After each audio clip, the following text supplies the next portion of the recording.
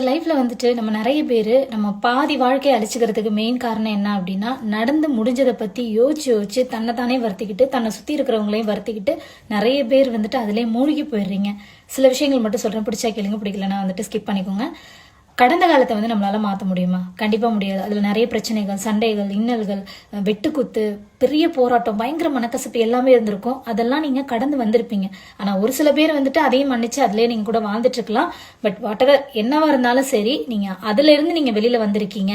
இப்போ நீங்க நல்லா இருக்கீங்க அப்படின்னா முதல்ல அந்த கடந்த கால லைஃபுக்கு நன்றி சொல்லுங்க.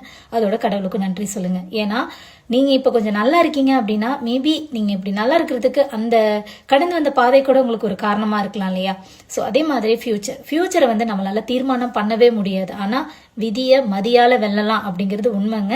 உங்களோட ஃபியூச்சரோட கோல் என்ன அப்படிங்கறத ஃபிக்ஸ் பண்ணி அதுக்காக மன தைரியத்தோட திமிரோட ஒரு எப்படி சொல்றதுன்னா நிறைய கஷ்டங்களோட பின்னி பிணைஞ்சு போராடி நீங்க முன்னேறி வரணும்னு நினைச்சு நீங்க பண்ணீங்க அப்படின்னா டெஃபினட்டா அந்த ரீச்சை போய் டச் பண்ண முடியாட்டியும் அதுக்கு பக்கத்துலயாவது நம்மளால போயிட முடியும்.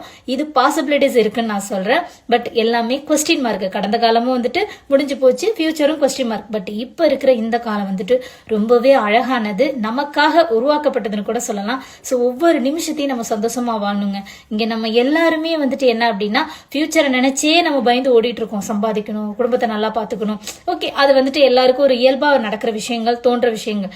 பட் நீ அடுத்தவனை கஷ்டப்படுத்தி, அடுத்தவனை அடிச்சு மிதிச்சு உதச்சு, அவனை வந்து கீழே தள்ளி விட்டு அவனை ரொம்பலாம் மன கஷ்டங்கள் எல்லாம் உருவாக்கி நீ மேல வந்துதான் உன் குடும்பத்தை பார்க்கணும், நீ முன்னேறி வரணும்னு நினைச்சினா அது கண்டிப்பா நிலைக்காது. நான் நிறைய வாட்டி சொல்லியிருக்கேன், நம்ம வந்து கடவுள் கண்ணிலேருந்து கூட தப்பிச்சலாம், ஆனா கர்மா கண்ணிலேருந்து கண்டிப்பா தப்ப முடியாதுங்க. நீங்க எவ்வளவு விஷயம் பண்ணாலும் சரி, மத்தவனுக்கு தெரியாம இருக்கும், ஏன் உங்க கூடவே இருக்கிறவங்களுக்கு கூட தெரியாம இருக்கும். கடவுளை நீங்க ஏமாத்திடலாம், ஆனா கர்மா வந்துட்டு நீங்க இதை விட்டு நீங்க எப்ப போறீங்களோ அந்த மண்ணை விட்டு அப்ப உங்களுக்கு பதிலடி நிச்சயமா இருக்கு.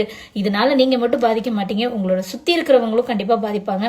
சோ யாரையும் மனதளவுல கஷ்டப்படுத்தி அவங்களை வந்துட்டு வேதனைப்படுத்தி நம்ம சந்தோஷமா வாழணும் அப்படின்னு நினைச்சோம்னா கண்டிப்பா வாழ முடியாது. ஏன்னா கூட இருக்கிறவங்க எல்லாருமே இந்த மாதிரி ஒரு நினைப்புலதான் சுத்துறீங்க. ஓரளவு நல்லா போயிட்டு இருக்கோம், நல்லா வாழ ஆரம்பிச்சிட்டாங்க, நல்லா வந்து சம்பாதிக்க ஆரம்பிச்சிட்டாங்க அப்படின்னா யாருக்குமே பொறுக்கிறது இல்ல. ஏன் இந்த மாதிரி கெட்டணும், மனசு ஃபுல்லா அழுக்க வச்சுட்டு நான் முன்னேறேன். நிறைய பேர் இங்க பண்றது என்னன்னா, மனசு ஃபுல்லா அழுக்க வச்சுட்டு நீ நிறைய ஹார்ட் ஒர்க் பண்ணுவேன், நான் போராடுறேன், ரிஸ்க் எடுக்கிறேன் அப்படின்னு சொல்லிட்டு உன்னோட ரிஸ்க் எடுக்கிற விஷயம் வந்துட்டு மனசு சுத்தமா இருந்து நீ பண்ணும்போது தான் அது வந்து சக்சஸ் ஆகும். உன் மனசு ஃபுல்லா அழுக்க வச்சுட்டு மத்தவங்களை கஷ்டப்படுத்திட்டு நீ மேல வரணும்னு நினைச்சு நீ எவ்வளவு போராடினாலும் அது சரிஞ்சுக்கிட்டே தான் போகும். உன்னோட லைஃப்ல முன்னேறவே முடியாது. இரண்டவனுக்கு இருண்டதெல்லாம் பேயும் சொல்லுவாங்க, அது உண்மைதாங்க. நம்ம மனசுல எவ்வளவு தைரியம் இருந்தாலும் நம்மளை சுத்தி இருக்கிறவங்க வந்துட்டு அதை பண்ணாத, இதை பண்ணாத, இதை பண்ண அப்படி ஆகும் சொல்லிட்டு நம்ம ஏதாவது பயமுறுத்திட்டே இருப்பாங்க. அவங்க யார் எது சொல்றதையும் கேட்காதீங்க. உங்க மனசு என்ன சொல்லுதோ அதன்படி ஃபாலோ பண்ணுங்க. கண்டிப்பா அது நமக்கு சக்சஸ்ஃபுல்லா தான்